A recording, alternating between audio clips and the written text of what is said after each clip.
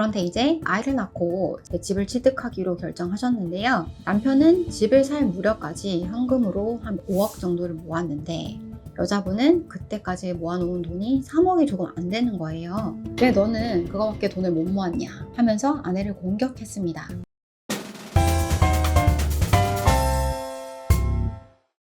안녕하세요. 이혼 전문 조율아 변호사입니다. 최근 통계를 살펴보면 신혼부부 중 42% 이상이 연봉 7천만 원 이상의 고소득자라고 합니다. 안정된 생활이 이어져야 결혼도 할 수 있다고 생각하는 신혼부부들이 많다는 뜻이겠죠. 이런 통계만 살펴봐도 경제적 여유만 뒷받침되면 행복한 결혼 생활을 할 수 있을 것이라고 믿는 분들이 상당히 많은 것 같아요. 하지만 현실은 어떨까요?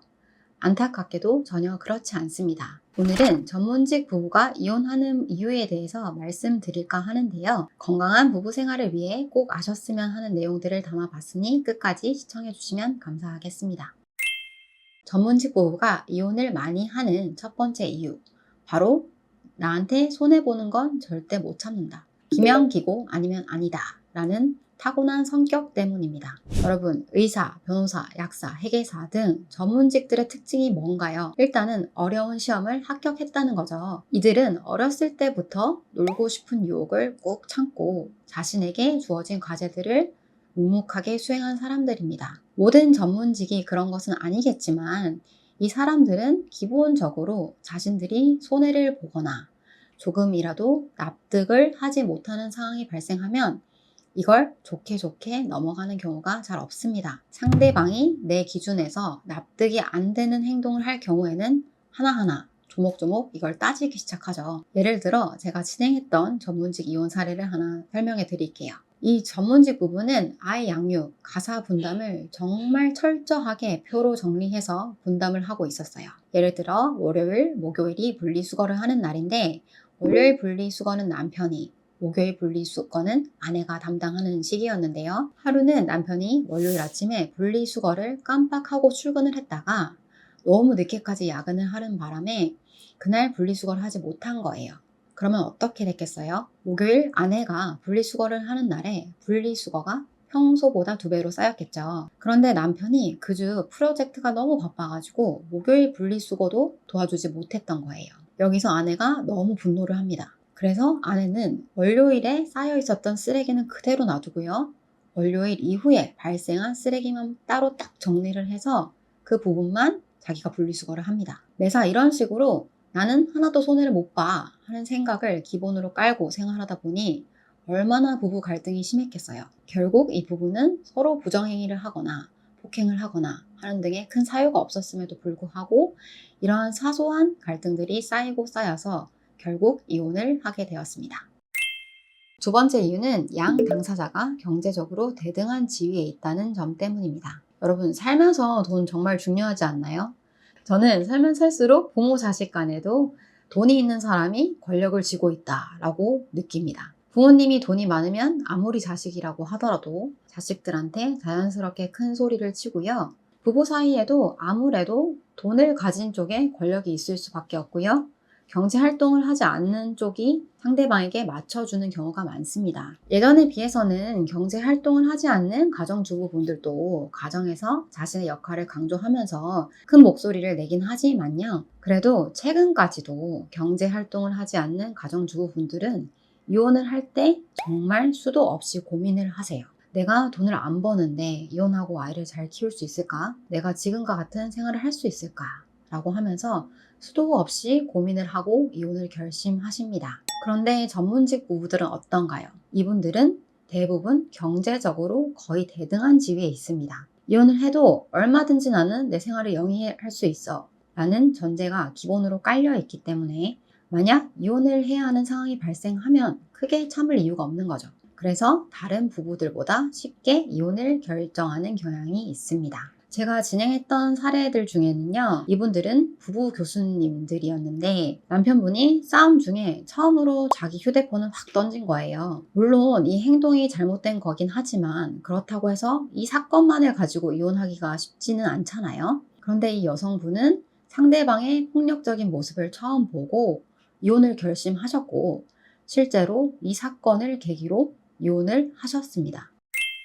세 번째로 전문직 부부들은 부부 사이에도 철저하게 네 돈, 내 돈 따지면서 돈 관리를 철저하게 하는 경향이 있다는 것입니다. 요즘에는 생활비를 각출해서 쓰고 각자 소득은 각자 관리하고 상대방의 소득에 대해서는 알지도 못하는 분들이 정말 많이 있잖아요. 특히 전문직 부부들이 돈 관리를 따로 하는 경향이 많은 것 같아요.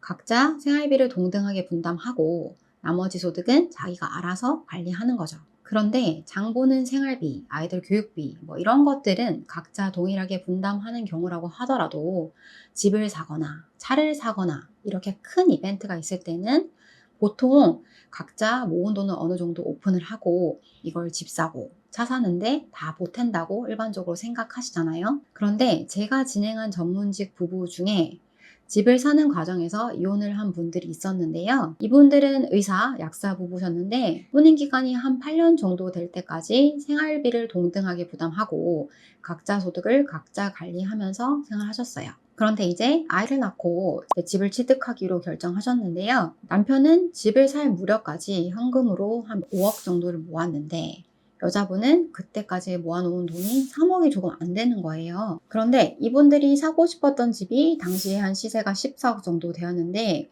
보통 일반적으로 생각하시면 집을 살 때 남편이 모은 돈이 5억이고 아내가 모은 돈이 3억이니 나머지는 기존에 살고 있던 전셋집의 보증금으로 충당하고 또 이제 부족한 부분은 대출금으로 충당한다 이런 식으로 생각하시잖아요. 그런데 이 남편분은 이렇게 하는데 절대 동의를 하지 않습니다. 여자가 3억 모았으니 나도 집값에 3억만 보탤 것이고 부족한 부분은 대출을 받아서 대출 원금과 이자를 반반씩 갚자 이렇게 제안을 했던 거죠. 남편분 입장에서는 자신이 모은 돈을 전액 내놓는 것이 좀 억울한 면이 있죠. 그런데 이 과정에서 아내한테 왜 너는 그거밖에 돈을 못 모았냐 하면서 아내를 공격했습니다. 아내 입장에서는 남편에 비해서 돈을 못 모은 게 미안하기도 하면서도 한편으로는 아니 남편이 돈이 있는데 있는 돈을 조금 더 보태서 대출을 적게 받고 이자 부담을 줄이는 게 합리적이지 않나 이렇게 생각하고 매우 서운하셨던 거죠. 이런 식으로 돈 관리를 얄짤없이 하다 보니 갈등이 심화되었고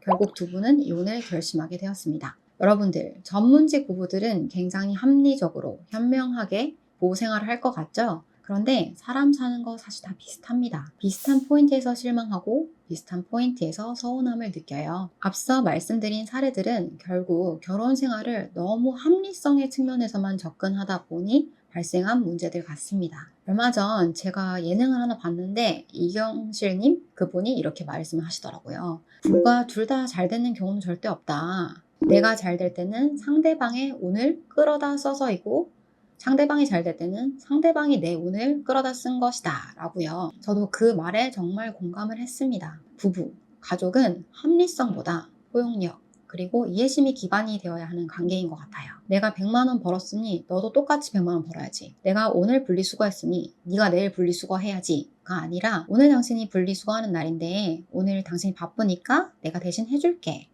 라는 생각으로 살아야 서로에게 힘들 때 의지할 수 있는 진짜 가족이 될 수 있다고 생각합니다. 오늘은 전문직 이혼에 대해서 말씀드렸는데요. 다음에는 더 재미있고 유익한 영상으로 찾아뵙도록 하겠습니다. 감사합니다.